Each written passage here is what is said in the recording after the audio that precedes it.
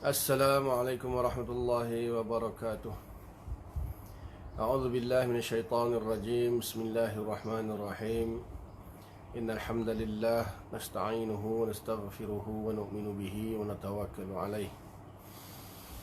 Wa na'udzu billahi min shururi anfusina wa min sayyiati a'malina. May yahdihillahu fala mudilla lahu wa may yudlilhu fala hadiya lahu. أشهد أن لا إله إلا الله وحده لا شريك له وأشهد أن محمدا عبده ورسوله اللهم صل على سيدنا محمد وعلى آله وصحبه أجمعين وبارك وسلم أما بعد بسم الله الرحمن الرحيم والعصر إن الإنسان لفي خسر إلا الذين آمنوا وعملوا الصالحات وتواصوا بالحق وتواصوا بالصبر صدق الله العظيم وقال رسول الله صلى الله عليه وسلم من سلك طريقا يلتمس فيه علما سهل الله له به طريقا إلى الجنة أو كما قال صلى الله عليه وسلم. Alhamdulillah, syukur kita kepada Allah Subhanahu wa taala kerana masih lagi diberi kesempatan untuk kita luangkan masa kita pada pagi ini untuk kita sambung pengajian kita yang berkaitan dengan ilmu hadis, ilmu fiqhul hadis, berpandukan kitab Mishkatul Masabih karangan Imam Khatib Tabrizi dan Imam Baghawi rahimahumullah.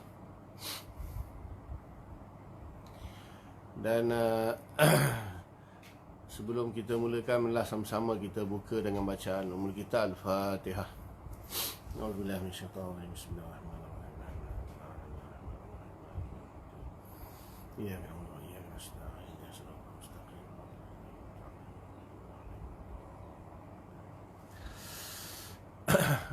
Untuk makluman, minggu yang ketiga bulan lepas saya tak dapat buat pengajian sebab tak sihat lah. Demam lama juga, dekat 2 minggu demam. Jadi tak dapat buat pengajian untuk minggu yang ketiga bulan lepas. InsyaAllah ini minggu pertama ni kita sambung insyaAllah. Masih lagi dalam Kitabul Iman.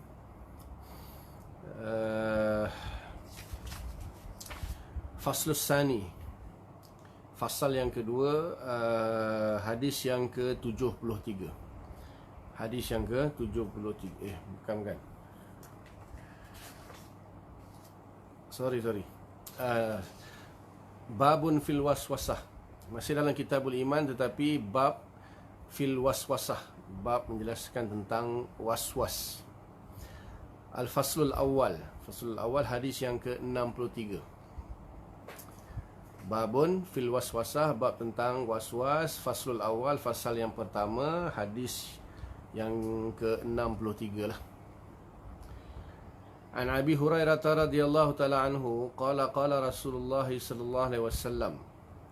Hadis daripada Abu Hurairah radhiyallahu ta'ala anhu, dia telah berkata bahawa Rasulullah sallallahu alaihi wasallam telah bersabda, Inna Allah tajawaza an ummati ma waswasat bihi suduruha ma lam ta'mal aw takallam, muttafaqun alaih.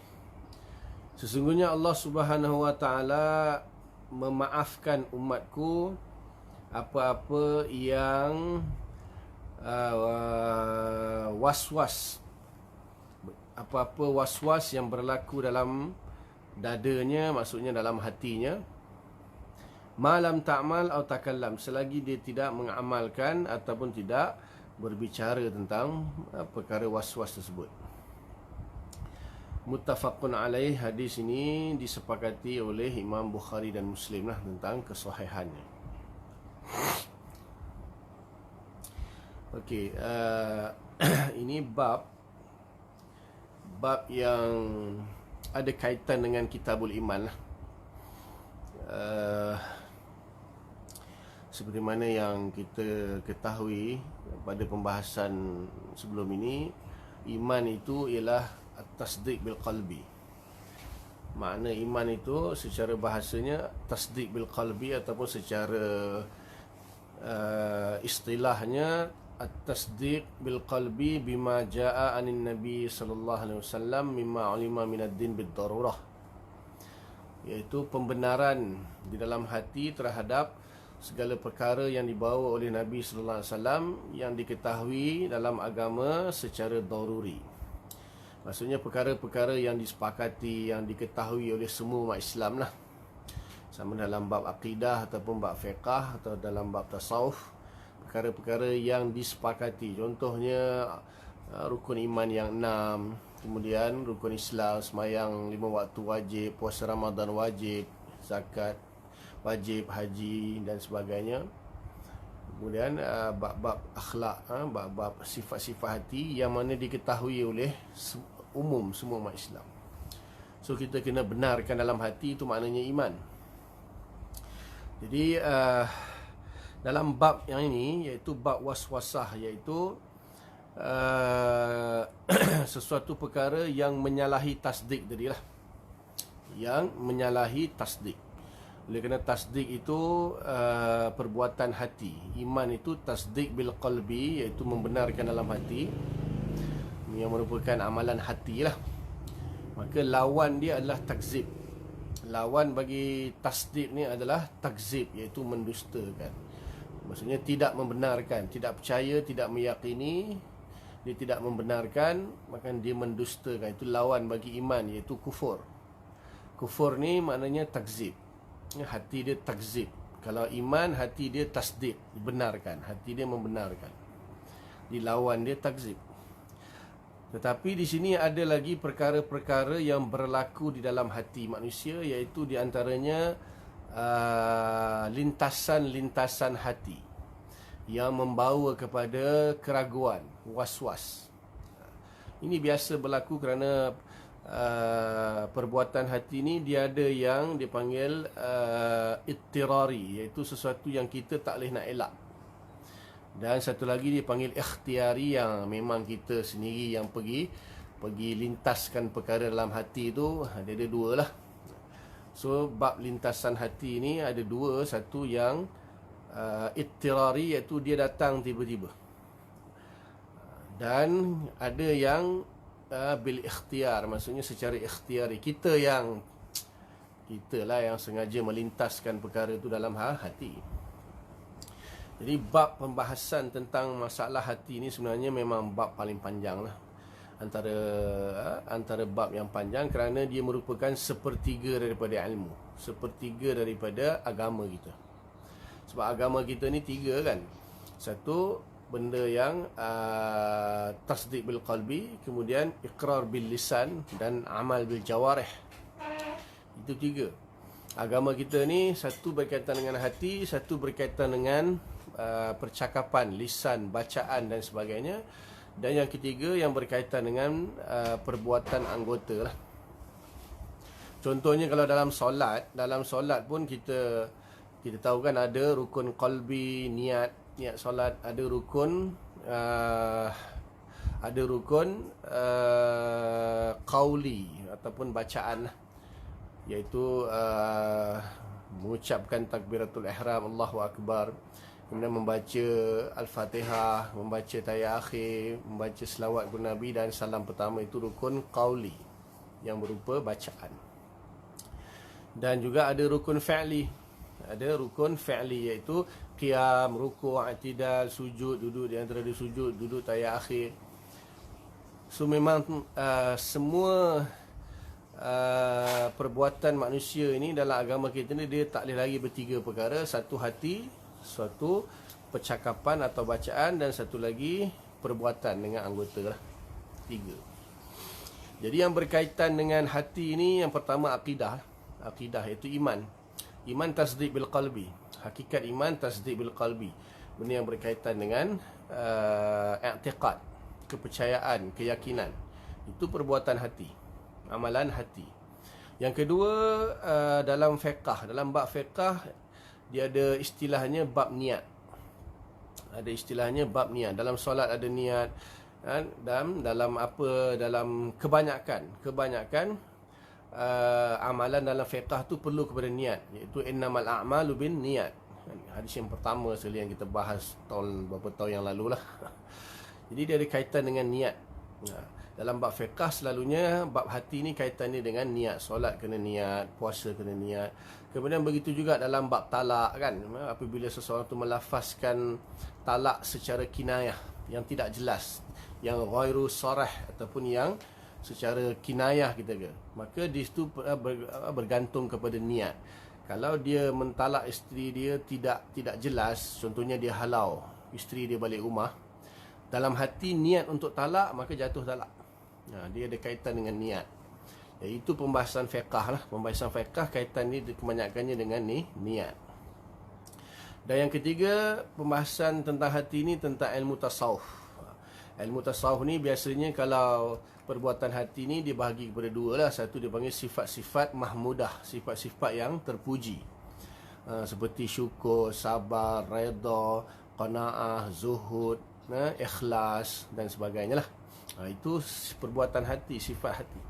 Dan juga satu lagi, sifat-sifat yang mazmumah, sifat-sifat yang tercela, yang razilah, seperti tamak, buruk sangka, riak, takabur, ujub, cinta dunia dan sebagainya. Itu pun hati juga.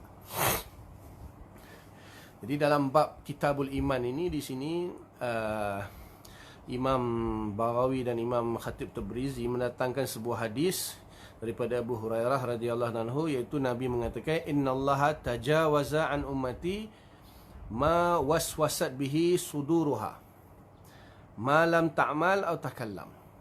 Allah Ta'ala memaafkan umatku apa yang waswas ni keraguan yang berlaku dalam hati dia itu, selagi dia tidak mengucapkannya ataupun selagi dia tidak mengamalkannya atau melakukannya. Jadi ini salah satu daripada hadis yang Nabi nyatakan bahawa lintasan hati yang berbentuk was-was itu dimaafkan oleh Allah Ta'ala. Tapi sebenarnya kalaulah melihat kepada sebuah hadis saja memang tak cukup lah. Itu kaedah ya oleh para ulama. Mereka tidak hanya melihat kepada sebuah dalil saja. Kalau dikumpulkan seluruh ayat-ayat Al-Quran dan hadis-hadis Nabi yang berkaitan dengan lintasan hati ini, kita akan dapati ada dua kategori. Satu, perbuatan hati itu akan diseksa. Lintasan-lintasan hati yang buruk lah akan diseksa. Maksudnya kalau dalam bab akidah mungkin boleh menyebabkan dia kufur, na'udzubillah. Nanti dulu ini kita bahas bab was-was dulu. Kemudian yang kedua, dalam bab fiqh, kalau lintasan-lintasan hati yang didatangkan boleh jadi mendapat dosa. Kemudian apalagi dalam bab tasawuf, iaitu sifat-sifat hati yang buruk lah, seperti dengki, riak, takabur, ujub, itu berdosa jelas. Tetapi di sini hadis ini mengatakan bahawa Allah Ta'ala mengampunkan, maksud memaafkan was-was. So was-was ni suatu bentuk lintasan hati lah. Memang dinisbahkan was-was itu kepada syaitan. Itu sebab salah satu punca daripada was-was itu datang daripada syaitan. Dalam surah An-Nas tu kan, surah yang terakhir tu sebut kan, min syarril waswasil khannas, allazi waswisu fi sudurin nas minal jinnati wan nas. Jadi memang para ulama kata was-was itu sebenarnya keraguan yang berlaku dalam hati, tetapi puncanya itu datang daripada syaitan. Maka dinamakan syaitan itu sebagai was-was. Ini dalam syarah Fathul Ilah Ibn Hajar Haytami disebut begitulah. Maknanya asalnya was-was itu adalah keraguan yang berlaku dalam hati, dan punca keraguan itu memang daripada syaitan. Maka dinamakan syaitan itu sebagai was-was. Punca dia. Okey. Jadi apa yang selepas ini hadis-hadis semuanya berkaitan dengan masalah ni lah, masalah hati. Jadi saya ulang baliklah kesimpulannya di sini. Lintasan dalam hati ini, yang pertama, dia satu berbentuk ittirari, satu berbentuk ikhtiari. Maksudnya ittirari ini dia datang. Syaitan kan, bila syaitan datang bisik, kita pun benda tu tak boleh nak tolak. Bukan dari kita sendiri, daripada luar. Yang kedua, dari kita sendiri. Yang kedua dipanggil ikhtiari, lintasan yang berbangsa ikhtiari. Kita yang datangkan, kita yang biasalah kan, kita berangan, orang tu berangan, fikir tu, fikir ni. Dua, satu ittirari, satu ikhtiari. Itu yang pertama. Yang kedua, dia punya ruang lingkup dia. Ruang lingkup. Satu, lintasan hati yang berkaitan dengan akidah. Yang kedua, lintasan hati yang berkaitan dengan fiqh, selalunya berkaitan dengan niat lah. Dan yang ketiga, lintasan hati yang merupakan sifat-sifat hati dalam tasawuf. Yang ada yang baik, ada yang buruk lah. Sama je. Dalam akidah pun ada yang baik, ada yang buruk. Dalam fiqh pun ada niat yang baik, niat yang buruk. Dalam tasawuf pun ada niat yang baik dan buruk. Maksudnya sifat hati yang baik, sifat hati yang buruk. Jadi saya tak nak bahas bab tasawuf lah. Sebab apa? Kita ada Ustaz Hanif kita. Dia akan bahas lah bab tasawuf ni. Bab sifat hati ni serahkan kepada beliau lah. Jadi di sini kita nak fokus pasal iman. Dan mungkin kita boleh masuk sikit bab fiqh lah. Jadi di sini didatangkan babul waswasah di sini, mana kaitannya dengan keimanan. Bila seseorang itu dia beriman, maksudnya dia mentasdikkan dalam hati, maka dia kena tasdik 100%. Tidak boleh ada keraguan. Dalam bab akidah ni tidak boleh ada keraguan. Jadi kalau ada keraguan itu boleh merosakkan keimanan, bahkan boleh menyebabkan dia jatuh kufur. Tapi di sini hadis ini mengatakan bahawa Allah Ta'ala memaafkan. Was-was yang berlaku dalam hati seseorang itu dimaafkan. Tetapi kita, kata ulama', kita tidak boleh memandang kepada satu dalil saja. Tidak boleh memandang kepada satu dalil. Dia ada dalil-dalil yang lain lagi dalam Al-Quran dan hadis, yang mana Allah Ta'ala menyeksa seseorang itu disebabkan bima kasabat qulubuhum. Bima kasabat qulubuhum walakin yu'akhizukum bima kasabat qulubuhum. Akan tetapi Allah Ta'ala menyeksa mereka dengan disebabkan perbuatan hati mereka.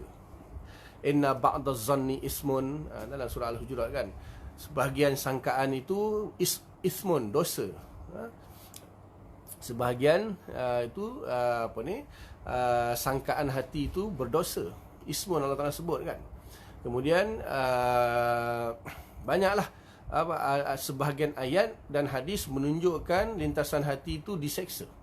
Tetapi hadis di sini menunjukkan dimaafkan. So di mana dia punya garis pemisah di antara dalil yang menunjukkan lintasan hati itu dimaafkan dan dalil yang menunjukkan lintasan hati itu diseksa.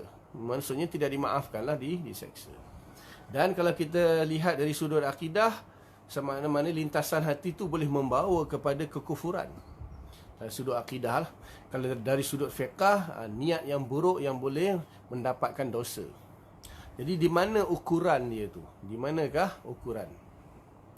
Jadi para ulama' membahagikanlah. Imam Ghazali dalam Ihya panjang dia bahas. Sebelum tu Imam Abu Talib Al-Makki dalam kitab Qutul Qulub pun dia bahas.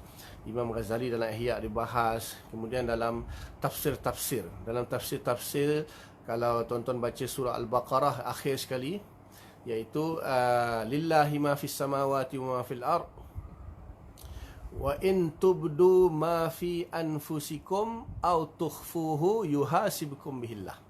Dalam ayat tu, tuan-tuan kalau tengok tafsir itu, di sini dia ada cerita tentang masalah hati. Itu adalah wa in tubdu ma fi anfusikum aw tukhfuhu. Jika kamu tampakkan apa yang ada dalam hati kamu, atau kamu sembunyikan, yuhasibkum bihillah, Allah akan hisap kamu. Fayaghfiru liman yasha wa yu'azibu man yasha. Allah akan ampunkan siapa yang hendaki dan akan Allah seksa siapa yang dia kehendaki. Jadi bila ayat ini turun, sahabat Nabi dia tak puas hati lah. Para sahabat Nabi datang berjumpa Nabi, dia kata, wahai Rasulullah, kalau dosa perkataan, percakapan, dosa perbuatan tu kami boleh kawal lagi. Tapi kalau lintasan hati pun diseksa, payah macam ni. Ini berat ni. Ini benda yang, yelah, kadang setengah lintasan tu kita tak boleh nak tolak daripada syaitan kan. Jadi dia yang bisikkan dalam hati kita, terlintas hati kita, berdosa kita. Ini dah melampaui kemampuan manusia. So Nabi kata kamu kena taat lah. dan dah perintah Allah, macam mana kan dah wahyu kata macam tu. Qalu sami'na wa ata'na, kan. Amanna rasulu bima unzila min rabbih wal min kullun amana billahi wa malaikatihi wa rusulihi yaqulu sami'na wa ata'na ghufranaka rabbana wa ilaikal masir, kan. Maksudnya Nabi suruh dengar sami'na wa ata'na. Maka disebabkan itu sahabat pun okeylah, kalau tak apalah kalau macam tu, kami pun sami'na wa ata'na, buat macam mana lagi. Kemudian baru Allah Ta'ala turunkan la yukallifullahu nafsan illa wus'aha. Allah Ta'ala tidak akan membebankan seseorang manusia melainkan apa yang dia kerjakan. Illa usaha tu maksudnya dia praktikkan dengan perkataan ataupun dengan perbuatan. Jadi di sinilah ulama menunjukkan bahawa ada sebahagian perbuatan hati, lintasan hati yang diseksa, dan ada sebahagian lintasan hati itu yang dimaafkan. Kalau dari segi perbuatan dan percakapan pun memang ada juga setengah perkataan itu dimaafkan kalau tak disengajakan. Tetapi ada setengah perkataan tu tak dimaafkan. Contohnya talak, kan. Kalau orang tu dia tak sengaja mentalak cerita, tak sengaja terlafaz pun jatuh talak. Dia ada bab-bab yang kalau disebut maka tak jatuh hukumnya. Ada bab-bab yang dimaafkan. Kalau perbuatan pun samalah, kalau kita tak sengaja melakukan sesuatu, dimaafkan mula, tapi kalau sengaja baru berdosa. Tapi ada perbuatan yang tak sengaja pun kena juga. Contohnya tak sengaja membunuh, dia panggil qatlul khata'. Jadi qatlul amad, qatlul syibh amad dan qatlul khata', membunuh secara tak sengaja. Maka dia tetap juga diseksa, dia ada dianya hukuman balasan dia. Maknanya sama ada perbuatan hati, lintasan hati itu, ataupun percakapan, ataupun perbuatan, maka kategori ittirari dan ikhtiari, sengaja tak sengaja ni, ada yang lintasan hati yang sebahagiannya akan diseksa dan sebahagiannya tidak akan diseksa.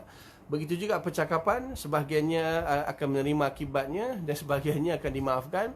Begitu juga perbuatan. Dia punya perincian dia luas lah. Kalau kita nak bahas satu persatu, itu kena buka kitab akidah untuk bahagian akidahnya, kitab fiqah dalam bahagian fiqahnya, kitab tasawuf dalam bahagian tasawufnya.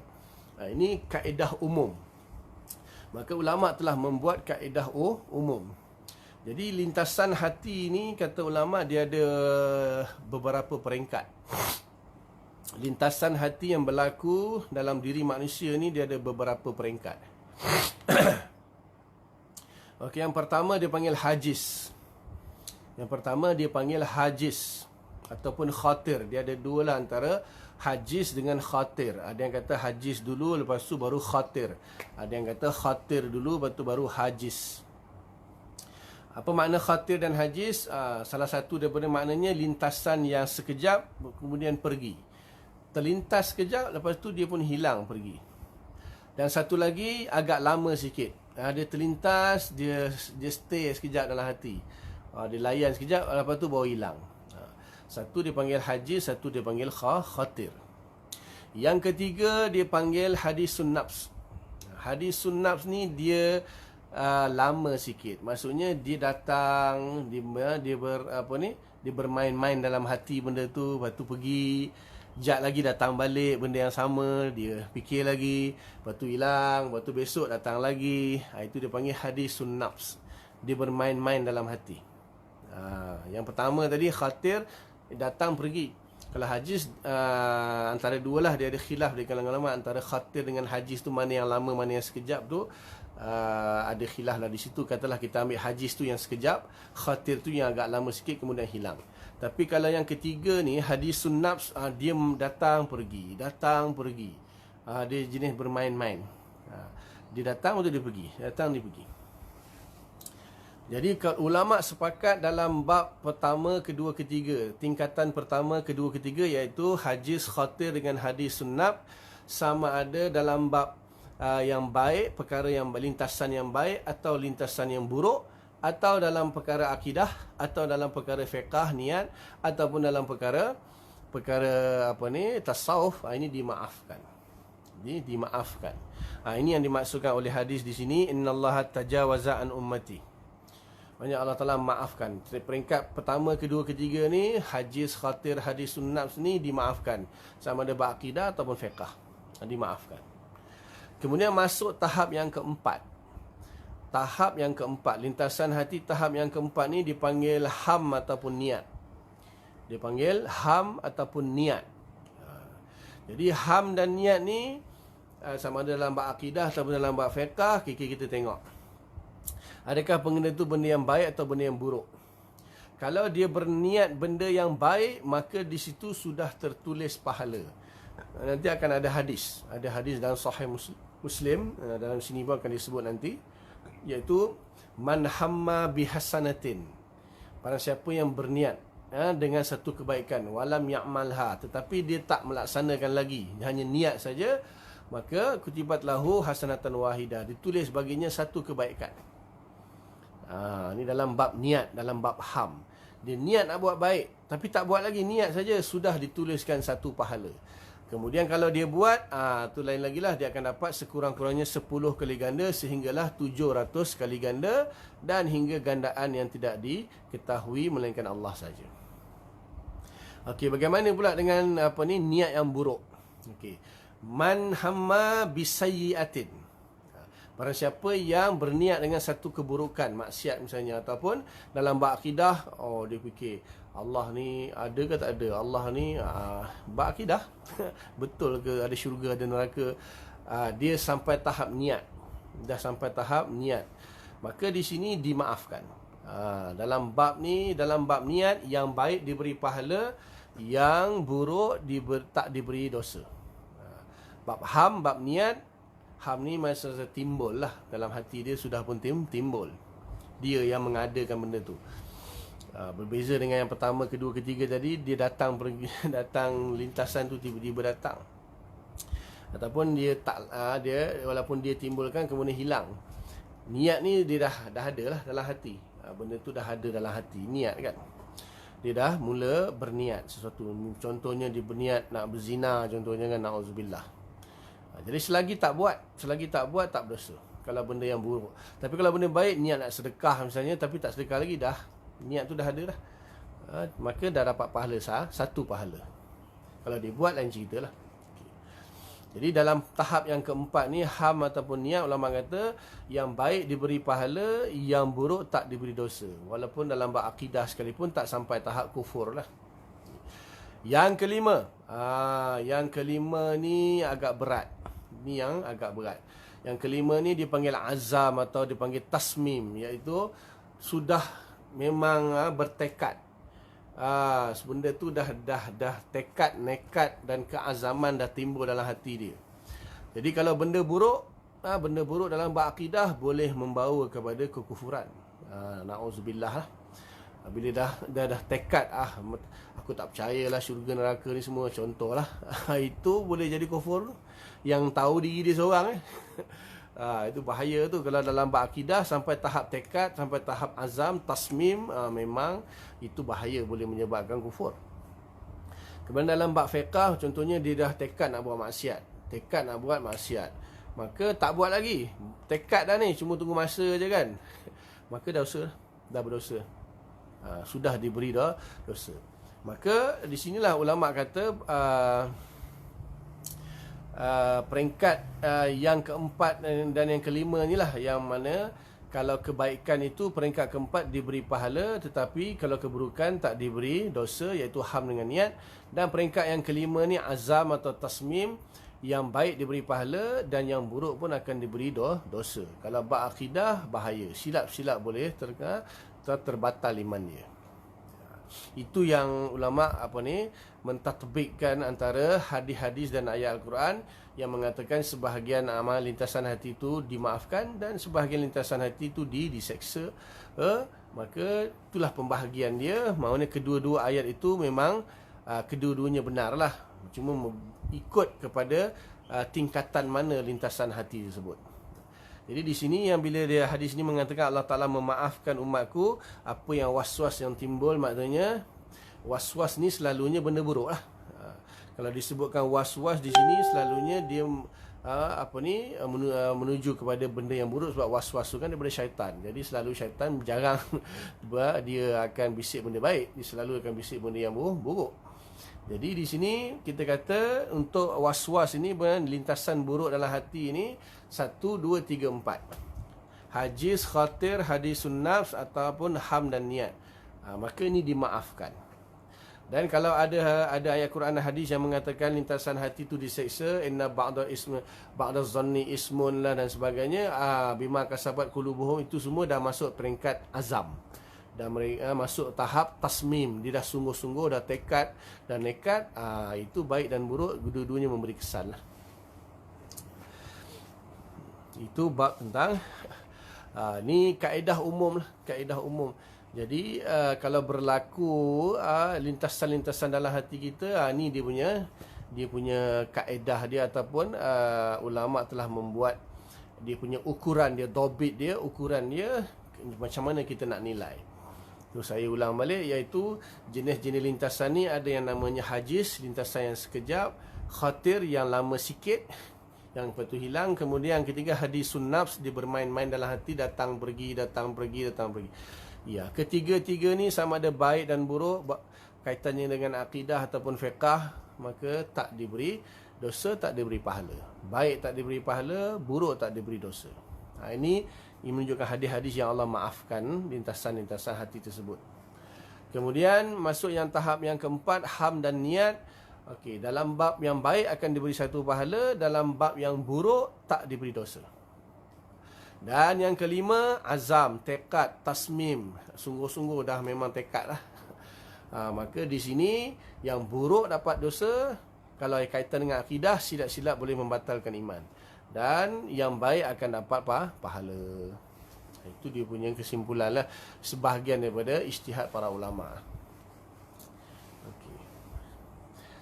Jadi kita, lepas tu dia katakan malam ta'mal atau takallam, selagi tak melakukannya ataupun berbicara tentangnya. Jadi kalau dia dah mula bercakap, itu ada hukuman dia lah.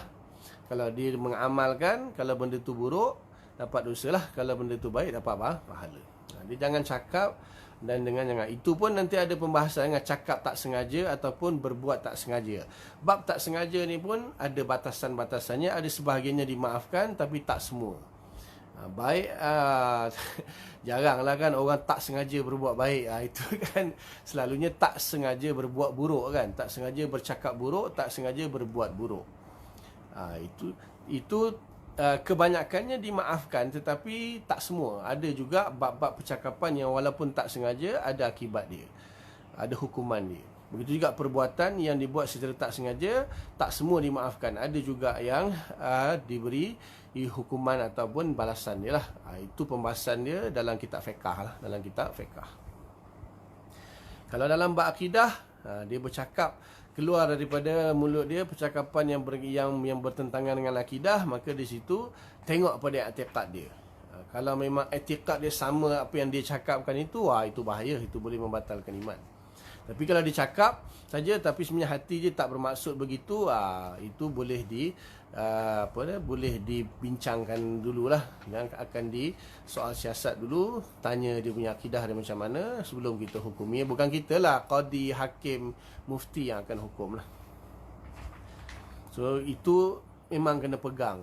Sebab banyak orang tanya persoalan-persoalan juz'iyah, iaitu saya terlintas hati saya nak macam tu macam ni lah, macam mana, adakah akidah saya rosak. Itulah tadi dia punya kesimpulan dia, dobit dia kat situ. Sampai tahap mana, 1, 2, 3, 4 bab buruk, tak memberi kesan, dimaafkan. Tapi yang kelima tu bahaya. Kalau akidah boleh kufur, boleh batalkan iman. Fiqah, bab-bab fiqah ni berdosa. Tapi kalau bab kebaikan 1, 2, 3 tak ada apa-apa. Yang keempat dah dapat kebaikan, niat saja. Apalagi azam, lebih-lebih lagi lah.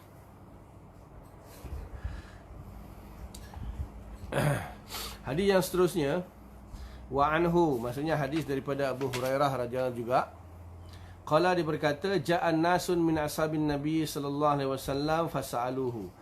Telah datang sahabat-sahabat Nabi kepada Nabi, lalu mereka bertanya kepada Rasulullah sallallahu alaihi wasallam, inna najidu fi anfusina ma yata'azamu ahaduna an yatakallama bihi. Begitu, wahai Rasulullah, kami mendapati dalam diri kami ni, di lintasan hati lah juga, apa-apa yang yata'azamu ahaduna an yatakallama bihi, yang kami rasa sangat berat untuk mengucapkannya. Maksudnya kami tak berani nak cakap. berlaku dalam hati kami lintasan-lintasannya yang mana kami tak sanggup nak melafazkannya. Contohnya kalau dalam bab akidah, itulah Allah ni betul ke wujud? Betul ke Allah Ta'ala ni maha kuasa? Kalau Allah maha kuasa, kenapa COVID ni Allah Ta'ala tak angkat kan, tak hilang kan? Macam-macam lah. Macam-macam boleh jadi tu.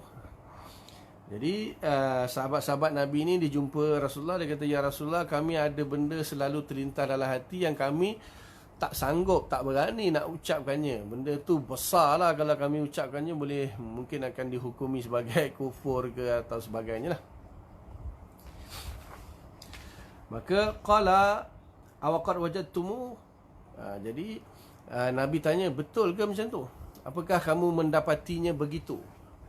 Awaqad wajadtumuhu maksudnya apakah kamu mendapatinya begitu? Maksudnya kamu dapati ada lintasan dalam hati kamu, tapi kamu tak sanggup nak mengucapkannya. Maksudnya kamu takut, kamu khawatir, kamu risau untuk mengucapkannya.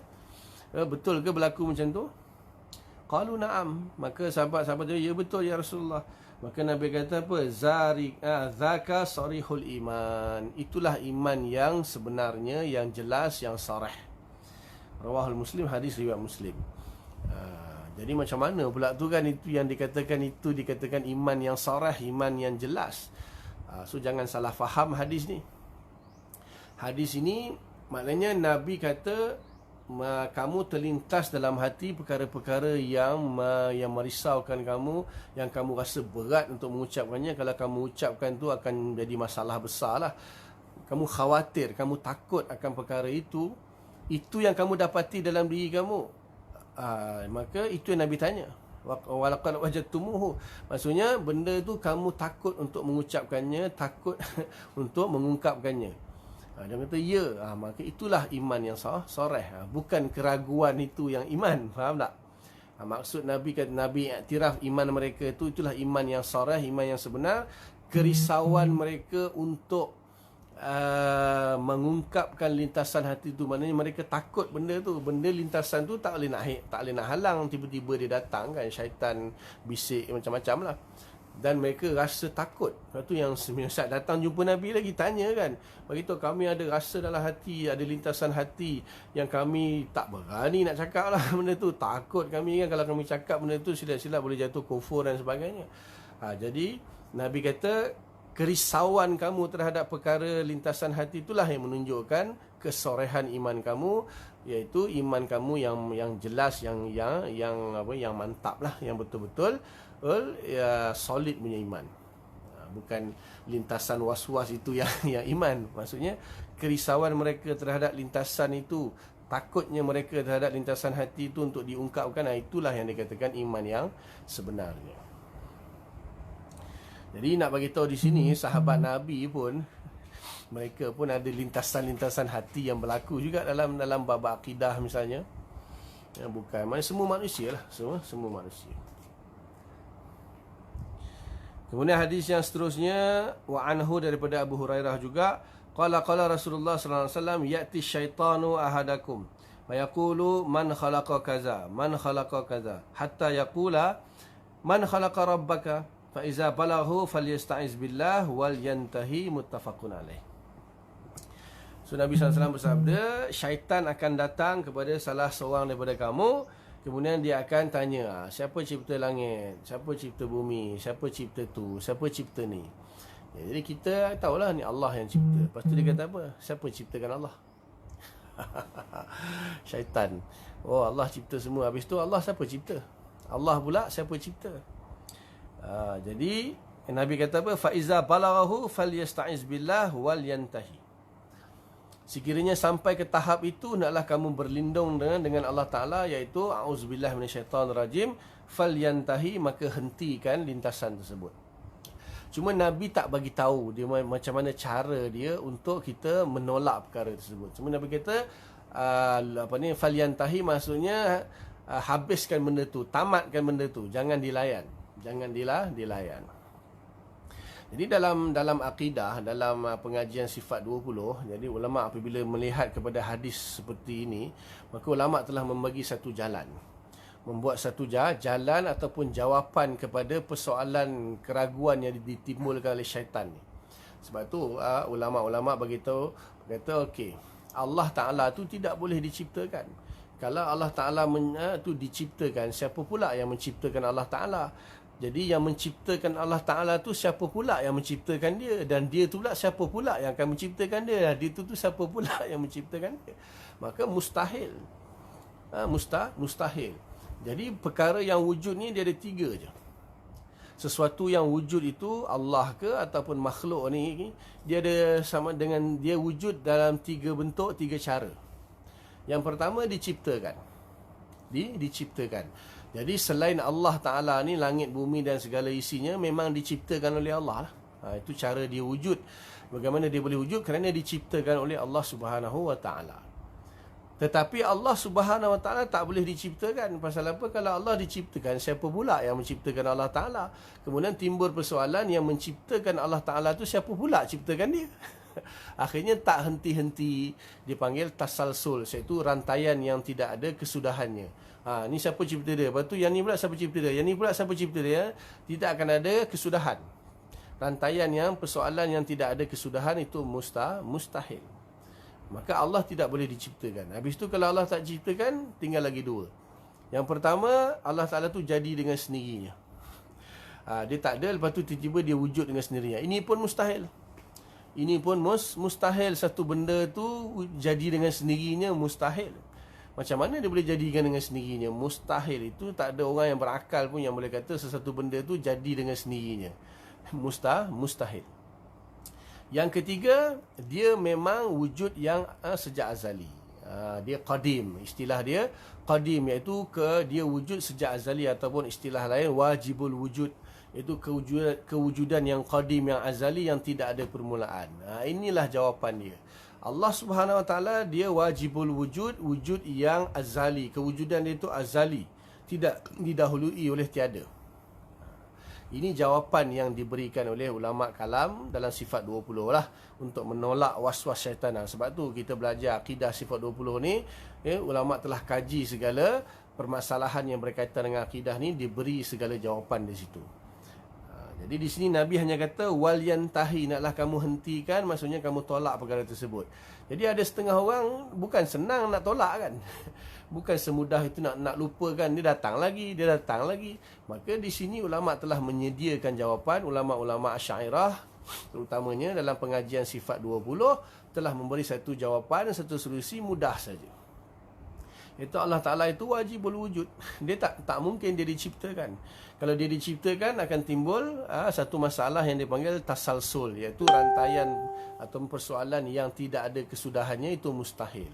Atau dia jadi sendiri, ciptakan diri sendiri, itu pun mustahil.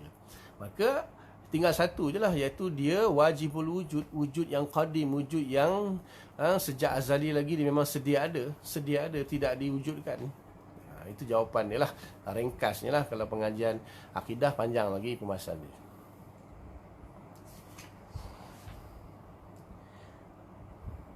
Kemudian hadis yang seterusnya, wa anhu, daripada Abu Hurairah juga, qala Rasulullah sallallahu alaihi wasallam, la yazalun nas yatasaaluna hatta yuqala hadza khalaqallahu khalqa faman khalaqallah. Ini samalah seperti hadis yang sebelum ni, iaitu manusia ni tidak henti-henti bertanya siapa ciptakan itu, siapa yang ciptakan ini, sehinggalah sampai tahap ditanya, bila dijawab Allah yang cipta, ni semua Allah yang buat. Sekali tanya Allah pula siapa cipta. Macam tadi ni hasil daripada bisikan syaitan itulah, manusia sampai dia pun persoalkan benda tu. Faman wajada min zalika syai'an falyaqul amantu billah. Jadi barang siapa yang mendapati perkara tersebut, hendaklah dia berkata amantu billah, aku beriman kepada Allah, iaitu Allah Subhanahu Wa Ta'ala tu dia tidak diciptakan, dia wajibul wujud, wujud yang azali, yang sedia ada. Muttafaqun alaih, hadis riwayat Bukhari Muslim. Kemudian hadis yang seterusnya daripada Ibnu Mas'ud, an Ibnu Mas'ud radhiyallahu taala anhu, qala Rasulullah sallallahu alaihi wasallam, ma minkum min ahadin illa waqad wukila bihi qarinuhu minal jin wa qarinuhu minal malaikah. Tidaklah seseorang daripada kamu melainkan telah diwakilkan dengannya seorang pendamping, seorang teman, seorang pendamping daripada kalangan jin, iaitu syaitan, dan juga daripada kalangan malaikat. Wa iyyaka ya Rasulullah, engkau pun sama ke ya Rasulullah? Maka qala wa iya, ya aku pun sama juga. Illa annallaha a'anani, kecuali annallaha a'anani alaihi fa aslama. Kecuali Allah Subhanahu wa taala telah menyelamatkan aku, membantu aku dan menyelamatkan aku daripadanya. Fala ya'muruni illa bi khairin, dan ia tidak menyuruh aku melainkan hanya dengan kebaikan sahaja. Riwayat Muslim, hadis riwayat Imam Muslim. Ini hadis ini menunjukkan bahawa segala lintasan-lintasan hati yang berlaku dalam diri manusia itu datang dari mana? Datang dari mana? Maka dalam kitab Ihya, kitab Minhajul Abidin, Imam Ghazali dia bahas bab ni. Namanya dalam Minhajul Abidin tu jelaslah dibahas. Jadi sebenarnya lintasan yang berlaku dalam hati manusia ni dia datang daripada beberapa sudut. Datang daripada beberapa arah. Yang pertama kata Imam Ghazali datang daripada Allah sendiri. Sebab ada dalil dalam Al-Quran, Allah Ta'ala kata fa'alhamaha fujuraha wa taqwaha wa nafsin wa ma sawwaha fa'alhamaha fujuraha wa taqwaha. Apabila kami telah sempurnakan diri manusia itu, maka kami ilhamkan kepadanya fujuraha wa taqwaha. Fujur maksudnya maksiat lah, dan taqwa itu kebaikan. Maka di sini apabila ditanya kenapa Allah Ta'ala mengilhamkan fujur, jadi kata para ulama, ya untuk sebagai satu ujian. Sebagai satu ujian kan, manusia ni kan diuji. Jadi Allah Ta'ala akan ilhamkan dia kebaikan, dan Allah Ta'ala juga akan ilhamkan dia keburukan. So tu pulang, dia nak pilih yang mana satu? Dia nak pilih keburukan juga atau dia nak pilih kebaikan? Allah ilhamkan saja. Itu yang pertama, datang daripada Allah. Di sini saya cerita ringkas lah macam mana nak kenal ilham tu dari Allah, fujur tu dari Allah atau daripada yang lain. Itu ada pembahasan panjang dalam kitab Minhajul Abidin. Itu yang pertama. Yang kedua daripada malaikat qarin. Dipanggil malaikat qarin ataupun malaikat mulhim. Malaikat yang akan dengan Nabi katakan, hadis ni sahih Muslim, iaitu setiap manusia ada pendamping dia di kalangan syaitan dan di kalangan malaikat. Jadi akan ada dua bisikan lah, satu daripada malaikat, satu lagi daripada syaitan. Jadi malaikat ni akan sentiasa mengilhamkan, membisikkan dalam hati manusia akan kebaikan. Dan syaitan pula akan sentiasa membisikkan keburukan, maksiat, was-was dan sebagainya. Jadi yang pertama Allah dua-dua sekali Allah bagi yang baik, yang buruk Allah ilhamkan. Kemudian daripada malaikat mulhim, qarin tadi, yang baik, dia akan ilhamkan yang baik-baik saja. Kemudian satu lagi syaitan, dia akan ilhamkan benda-benda yang buruk, dia akan bisik benda-benda yang buruk saja. Kemudian ada lagi, iaitu akal dengan nafsu. Akal dengan hawa nafsu. Jadi akal manusia ni selalunya akan membisikkan perkara yang baik. Selalunya, walaupun kadang-kadang akal juga boleh terpengaruh dengan nafsu. Tapi kalau akal yang dipenuhi dengan ilmu, kata ulama, akal yang diisi dengan ilmu, dia akan membisikkan perkara yang baik. Dia akan mengilhamkan kepada hati perkara yang baik. Dia akan menasihati hati akan perkara yang baik. Dan satu lagi, hawa nafsu. Hawa nafsu ni diri manusia itu sendirilah. Syaitan ni kan benda luaran. Ni hawa nafsu, keinginan manusia itu sendiri. Selalunya nafsu kan, innan nafsa la'ammaratun bisu' kan. Sesungguhnya nafsu ni sentiasa membisikkan benda-benda yang buruk. Jadi kita tahu ada tiga lah. Ada tiga bisikan yang baik, tiga bisikan yang buruk yang berlaku dalam lintasan hati kita. Sama ada baik buruk tu datang daripada tiga. Tiga yang baik, tiga yang buruk. Yang pertama dari Allah. Allah ni sama ada lintasan baik, lintasan buruk, Allah ilhamkan. Itu terpulang kita nak pilih. Ujian lah, sebagai satu ujian. Kemudian yang kedua, lintasan yang baik daripada malaikat mulhim, malaikat qarin tu. Kemudian yang ketiga daripada akal yang dipenuhi dengan ilmu. Itu tiga lintasan yang baik. Lintasan yang buruk dari Allah juga, kemudian daripada syaitan qarin itu, dan yang ketiga daripada hawa nafsu manusia itu sendiri. Maka sepanjang hidup kita ni, hati kita menjadi medan pertempuran di antara dua bisikan ni. Sepanjang hidup berlaku pertempuran yang medannya adalah hati kita. hati kita ni jadi medan pertempuran di antara dua bisikan ni. Satu bisikan yang baik, satu bisikan yang buruk. Itu macam-macam terlintas dalam hati kita kan. Kejap baik, kejap buruk. Dia sentiasa berperang sampai bila? Sampai kita mati. Sampai kita mati baru berakhirnya pertempuran di antara bisikan baik ataupun lintasan baik dengan lintasan buruk ni. Terpulanglah kepada hati nak memilih yang mana satu. Kalau hati itu cenderung kepada lintasan yang baik, selamatlah dia. Kalau hati cenderung kepada lintasan yang buruk, na'udzubillah. Tengoklah tahap hati tadi kan, lintasan hati tahap yang mana. Kalau sampai tahap azam, itu paling bahaya. Kalau sekadar lintasan hilang, datang, pergi, bermain, itulah hajiz, khatir, hadisun nafs, itu dimaafkan. Baik, buruk dimaafkan. Baik tak beri kesan, buruk pun tak bagi kesan. Kalau bab sampai tahap niat, tadilah buruk tak beri kesan, tak dapat balasan, baik dapat pahala. Tapi kalau bab yang kelima, tahap kelima sampai tahap azam, tekad, tasmim, itu bahaya. Itu bahaya bagi lintasan yang buruk yang kaitannya dengan akidah. Boleh silap-silap membatalkan keimanan. Kalau dia bab-bab fiqh maksiat ni boleh dapat dosa. Akan dapat dosa walaupun tak buat lagi. Itu kesimpulan tentang, secara ringkas lah, tentang apa yang berlaku dalam hati kita. So kita ni bukan bersendirian. Ada ilham-ilham yang baik dari Allah dan juga ilham yang buruk dari Allah sebagai ujian, sebagai ujian. Yang buruk tu sebagai ujian. Fa'alhamaha fujuraha wa taqwaha. Itu tak boleh nafilah Quran kan. Cuma ulama bahas kenapa Allah Taala ilhamkan fujur, sebagai ujian, sebagai satu ujian. So kita hendaklah memilih yang baik lah. Jangan pilih fujur, pilih taqwa. Kemudian malaikat yang mulhim atau malaikat qarin. Kemudian akal yang dipenuhi dengan ilmu. Itu yang baik. Kalau yang buruk, syaitan dengan hawa nafsu kita sendiri. So hati sebagai raja. Hati ni raja bagi manusia. Dia sebab apa? Hati ni dia ketika air mani 40 hari, alaqah 40 hari, mudghah 40 hari, 120 hari. So yang pertama sekali yang terbentuk janin tu hati dulu. Lepas hati terbentuk, baru bentuk badan, kepala, kaki, tangan dan sebagainya. Jadi hati ni raja. Dia yang mula-mula sekali terbentuk. Lepas tu hati manusia, manusia kan ikut hati dia lah. Nak makan, nak minum, nak pergi mana, nak buat apa, hati dia. Hati dia yang akan perintahkan semua kan. Maka yang sebab itulah datangnya dua jenis bisikan ni kan. Adakah lupa juga adalah lintasan dari syaitan atau memang dari akal dan nafsu? Okey. Kalau lupa ni semua ni, dia ada faktor lain lagi.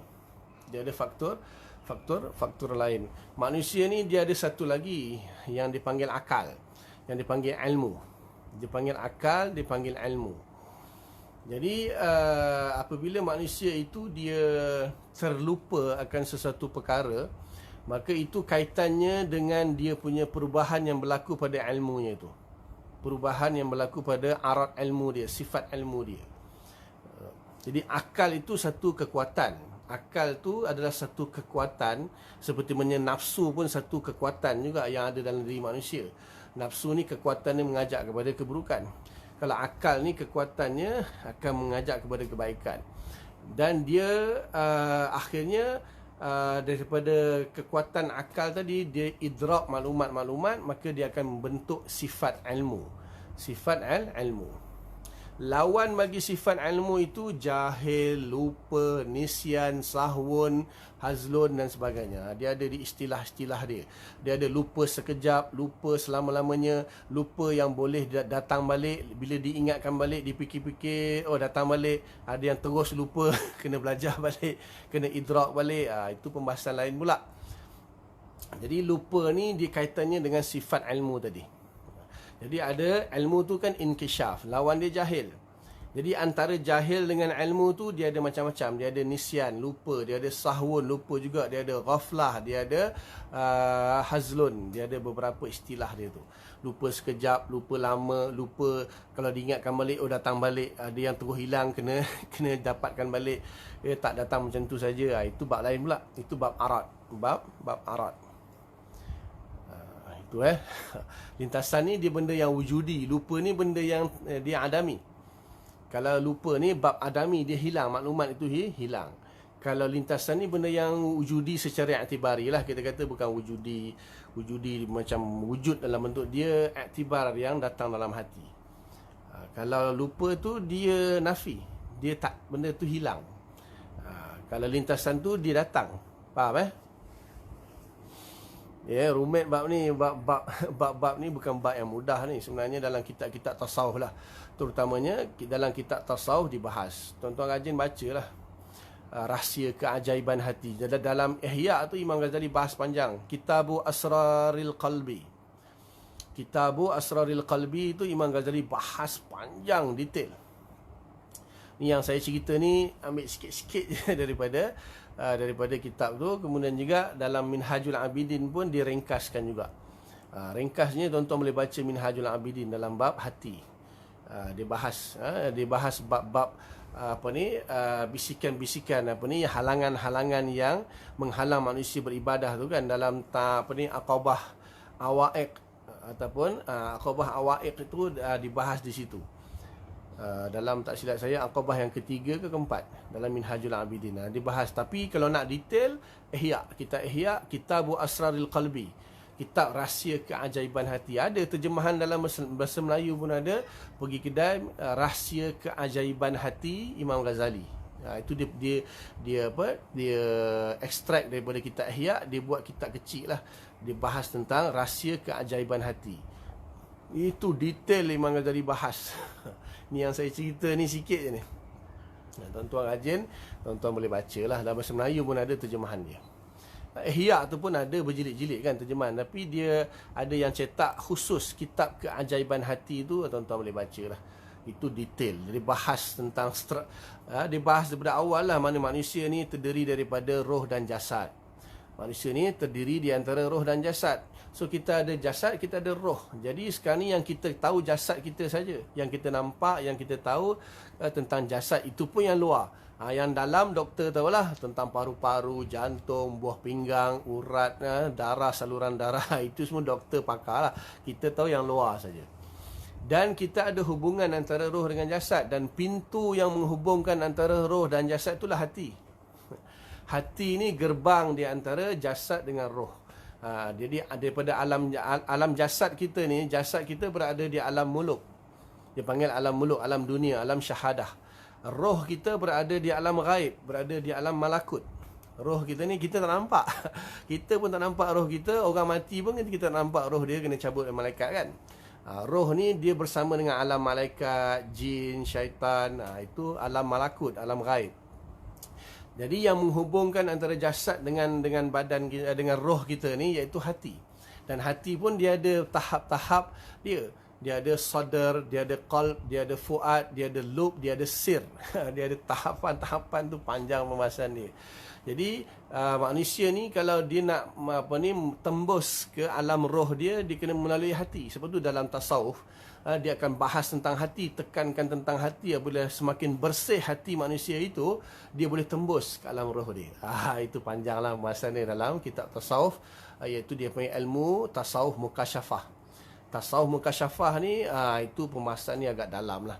Macam mana seorang tu boleh tahap dipanggil kasyaf, dia disingkapkan, dia boleh nampak alam ghaib. Itu pembahasan dalam tasawuf. Itu benda tak mustahil lah. Cuma itu jarang lah. Hanya diberikan kepada Nabi, Rasul, Wali saja. Orang biasa tak ada. Orang biasa selagi tak sampai tahap wali. Wali pun tak semua dapat. Wali-wali pun tak semua dapat. Hanya sebahagian kecil saja yang dapat. Tapi kalau Rasul lah, biasalah Rasul memang dapat lah. Rasul tahap dia tinggi kan. Rasul Nabi kan boleh berinteraksi dengan Jibril, yang sahabat nampak Nabi. Sahabat pun tak nampak, Nabi seorang je nampak. Jibril datang, kadang-kadang Jibril menjelma jadi manusia. Tetapi kadang-kadang Jibril datang, Jibril tetap berada di alam dia. Dan Nabi boleh berkomunikasi dengan Jibril. Contoh macam mimpi lah, senang cerita. Salah satu contohnya mimpi. Bila kita mimpi, kita seorang je tahu. Kawan kita duduk sebelah pun tak nampak apa yang kita mimpikan, betul? Itu contoh lah. Itu alam mimpi. Kalau alam mimpi lain lagi. Dia ada alam mimpi, alam ghaib, alam barzah. Dia ada macam-macam alam. Itu bacalah. Siapa yang rajin, bab tasawuf lah selalunya dibahas bab ni. Boleh faham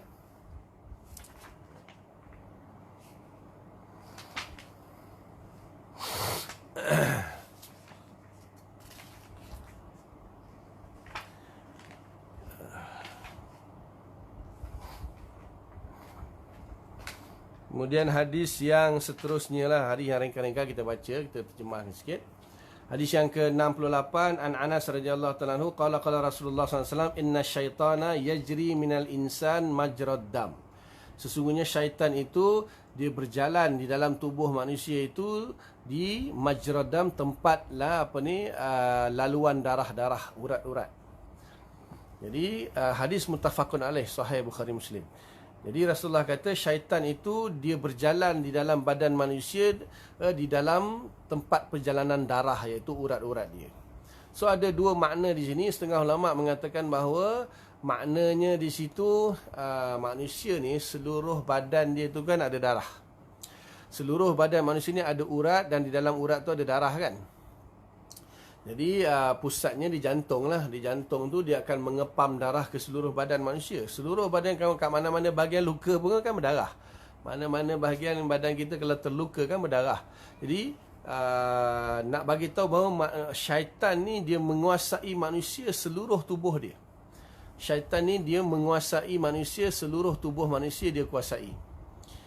Itu salah satu makna. Satu lagi makna, ulama kata memang betul syaitan ni dia memang boleh mengecilkan badan dia, jasad dia jadi kecil lah. Dan dia boleh masuk dalam darah-darah manusia supaya apa? Darah manusia ni kan dia punya pusat ni jantung. Jadi jantung ni tempat berkenaan sebelah hati kan. Ada yang kata jantung tu lah hati, ada yang kata hati lah sebelah dia, jantung sebelah dia. Itu kena tanya doktor lah. Ada istilah kata hati dengan jantung tu sama. Ada yang kata tak, jantung lain, hati lain. Jadi apa pun kaitannya, dekatlah hati dengan jantung tu, dia sama ada dia sama ataupun di sebelah-sebelah, ataupun part of the jantung tu dipanggil hati ke macam mana kan, itu kena tanya doktor lah. Yang secara fizikal lah, secara fizikal. Jadi itu dia punya punca darah dia.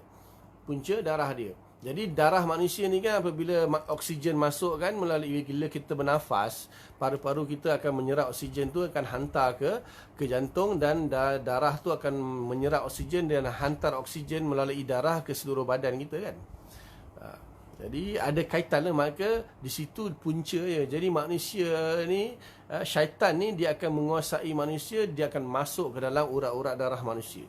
Ada dua penafsiran di sini. Sama ada satu penafsiran secara zahir, iaitu memang betul syaitan tu dia masuk dalam urat-urat darah manusia, terutamanya di hatilah pusat dia, jantung. Ataupun maksudnya di sini syaitan tu dia menguasai seluruh tubuh manusia, kerana seluruh tubuh manusia ni kan ada darah, ada urat-urat yang mengenangi darah, maka syaitan ni akan menguasai manusia seluruh badan dia. Ada di situlah dia punya dia punya penafsiran yang disyarahkan oleh Imam Ibn Hajar Haytami di sini. Dia kata para ulama menanggapi ataupun memahami hadis ni dengan dua maksud. Satu, secara zahir, secara literal, memang syaitan tu betul. Dia makhluk halus. Syaitan ni jin syaitan ni dia boleh besar, boleh kecil. Itu sabit dalam kitab-kitab yang membahaskan tentang jin dengan syaitan ni. Dia boleh besar, boleh kecil. Dia boleh jadi kecil sampai masuk dalam kita punya urat darah kita. Itu yang memahami secara zahir hadis lah. Iaitu syaitan yajri minal insan majrad dam. Dia masuk dalam urat-urat darah manusia. Secara zahirnya hadisnya begitu. Kemudian satu lagi maksud kata, yang dimaksud di sini, seperti mana darah manusia ini berada di seluruh badan dia, begitulah syaitan akan menguasai seluruh badan manusia. Itu dua makna yang difahami oleh ulama lah. Maknanya nak bagi tahu manusia ni boleh dikuasai oleh syaitan. Boleh dikuasai oleh syaitan.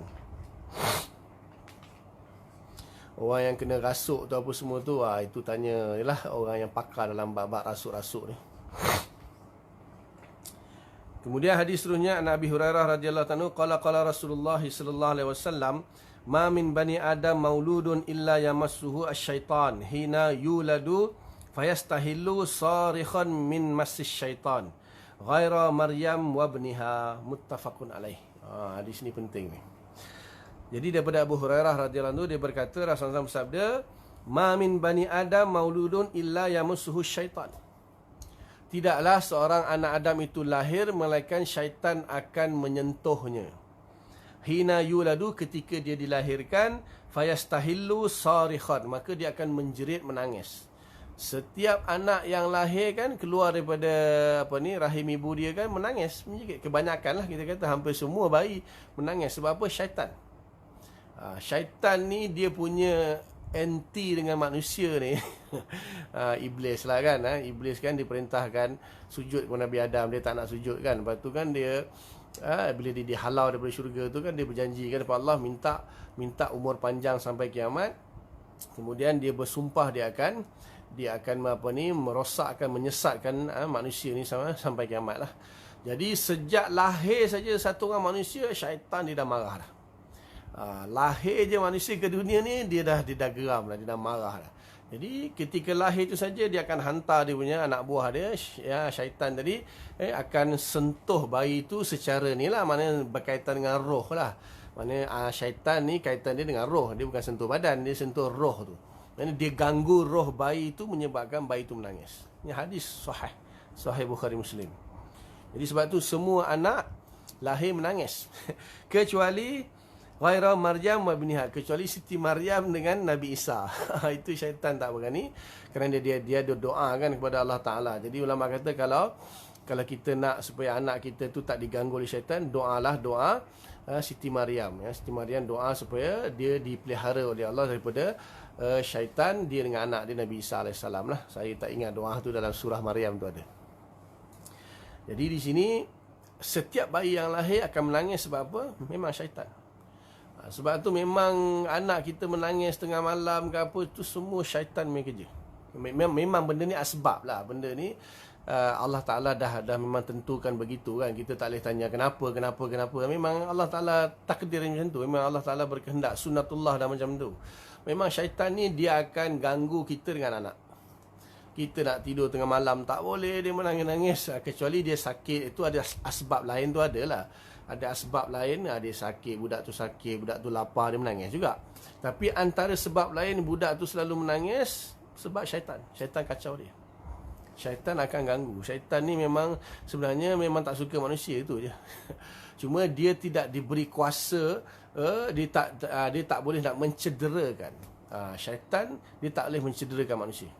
Itu perjanjian yang dibuat dengan Allah Ta'ala. Allah Ta'ala tak bagi kemampuan kepada jin dan syaitan untuk mencederakan manusia, tak boleh. Kalau tak, habis kita semua. Kalau tak, matilah kita semua kan. Panjang cerita dia nak cerita bila Allah Ta'ala ciptakan Nabi Adam tu, semua kisah dia bermulanya di situ lah. Bermulanya di situ dendamnya manusia dengan dendamnya iblis kepada manusia, kepada Nabi Adam serta keturunan dia. Dan juga begitu juga jin. Jin pun dihalau sebenarnya. Ketika Allah Ta'ala nak jadikan inni ja'ilun fil ardi khalifah tu kan. Ketika Allah janji nak buat khalifah di muka bumi. Jadi di situ penduduk bumi sebelum itu jin. Sebab tu kan malaikat tanya ataj'alu fiha may yafsidu wa yasfiku dima. Apakah kau nak jadikan orang khalifah yang akan membuat kerosakan dan menumpahkan darah? Sebab apa? Ketika sebelum manusia menjadi khalifah di muka bumi, jin ketika itu jadi khalifah. Khalifah ni maksudnya pengganti. Secara bahasa dipanggil pengganti. Jadi ketika itu Allah Ta'ala utuskan malaikat halau jin-jin ni pergi ke hutan, pergi ke laut, pergi ke gunung-gunung. Supaya manusia nanti boleh duduk, manusia yang akan menguasai bumi. Sebab tu kalau kita buat rumah lautan, buat rumah di gunung-gunung, itu jadi dia kacau. Pasal apa? Kita yang kacau dia. Maknanya dia dia dihalau oleh kerana manusia ingin menempati bumi. Jin-jin dihalau ke hutan, ke gunung-gunung dan ke lautan. Boleh baca tafsir dalam bab inni ja'ilun fil ardi khalifah tu, tuan-tuan boleh baca tafsir itu. Banyak keterangan ulama di situ. Jadi jin dah lah, kerana kita dia dihalau. Dia dihalau ke gunung, ke hutan. Lepas tu manusia teruk ke hutan, manusia teruk ke gunung, buat rumah kat situ. Kacau dia lah. Sebab tu dengar macam-macam bunyi guli jatuh, tang, bunyi orang pindah randah. Padahal rumah kosong, tak ada pun orang kat atas tu. Itu sebab dah bertembung antara kita, alam manusia dengan alam jin. Jadi memang itu musuh manusia. Jin dengan syaitan ni memang musuh manusia. Dan syaitan ni salah satu keturunan ataupun salah satu bahagian daripada jin. Contohnya macam binatang lah. Binatang ni tuan-tuan tengok kan banyak. Ada rimau, ada gajah, ada kucing, ada burung, ada ikan. Binatang ni macam-macam jenis. Begitu juga jin. Jin ni macam-macam jenis, dan salah satu jenis dia adalah syaitan, yang merupakan keturunan iblis. Syaitan ni dia macam binatang. Dalam manusia ni dua je, lelaki perempuan kan. Manusia ni dia dua je, lelaki perempuan. Cuma dia beza kulit mungkinlah. Orang kulit hitam, negro, India kulit hitam, ada kulit putih, kulit merah, kulit kuning, sawo matang. Dia beza kat situ. Dari segi jantina dia lelaki perempuan. Dia tak ada manusia yang bentuk lain dia, tak ada. Manusia ni dia yang berbeza kulit, bahasa, itu saja. Tapi kalau binatang kan beza. Gajah tak sama dengan harimau. Ikan tak sama dengan burung. Itu binatang semua tu. Jin macam tu. Jin dia macam-macam bentuk, macam-macam rupa ada. Dan salah satu daripada bahagian daripada jin tu syaitan, yang merupakan anak cucu iblis. Ini maknanya dia bergabung lah. Jin dengan syaitan ni dah ada satu keturunan kan, satu jenis. Jadi dia memang musuh manusia lah. Jadi paling utama dia akan attack budak baru lahir. Ini hadis sahih Bukhari Muslim.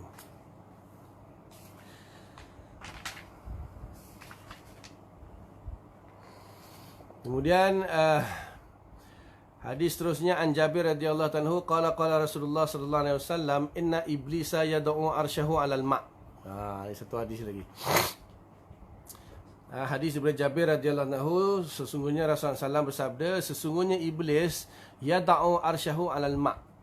Iblis telah membuat arasnya, singgah sananya di atas air. Tak tahulah bermuda triangle ke apa ke, wallahu alam lah. Di sini Nabi kata yadau arsyahu alal ma'. Dia buat singgah sana dia di atas air. Ada orang kata apa, bermuda triangle ke apa, wallahu alam. Summa yab'atsu sarayahu yaftinuna an-nas. Kemudian dia akan mengutuskan tentera-tentera dia, pasukan-pasukan dia untuk menggoda manusia, menggoda manusia lah. Yaftinuna an-nas, menimbulkan fitnah di kalangan manusia, maksudnya menggoda manusia. Fa adnahum minhu manzilatan a'zamuhum fitnatan.